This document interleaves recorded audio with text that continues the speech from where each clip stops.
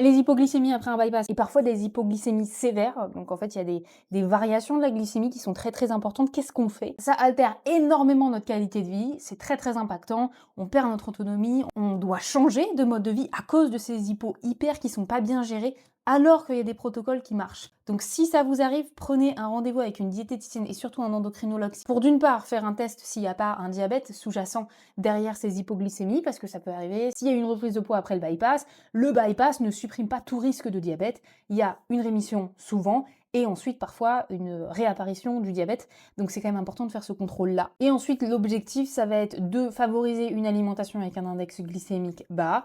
Index glycémique bas, ça veut pas dire que c'est pas bon. Ça veut dire qu'on va vers des aliments qui sont complets, qui contiennent des fibres. Souvent, ce qu'on va faire, c'est qu'on va ajouter des collations à 10 h et à 16 h pour éviter les hypoglycémies qui vont être sucrées de trop et qui vont induire une hyperglycémie à 11 h et une hypoglycémie avant le repas. Et donc, à nouveau, rentrer dans un cycle qui est pas très agréable et qui peut parfois être marqué par des compulsions en lien avec des hypos sévères. Donc, on évite ce genre de choses. On intègre des collations à 10 h et à 16 h, des collations qui sont réfléchies, qui présentent des fibres, des glucides, un peu de protéines si possible, pour pouvoir à nouveau avoir un index glycémique relativement bas et aplatir la glycémie sur la journée. Mais gardez en tête que si vraiment il y a des hypos hyper régulièrement après un bypass, allez voir votre endocrino, reprenez contact avec les équipes qui vous ont opéré pour essayer de remettre en place un petit peu une structure. Des fois, ça nécessite une hospitalisation pendant quelques jours pour faire des bilans, pour faire le point, pour voir comment est-ce qu'on peut vous aider dans ces hypos hyper après le bypass. Mais vraiment, restez pas sans protocole adapté si vous êtes concerné.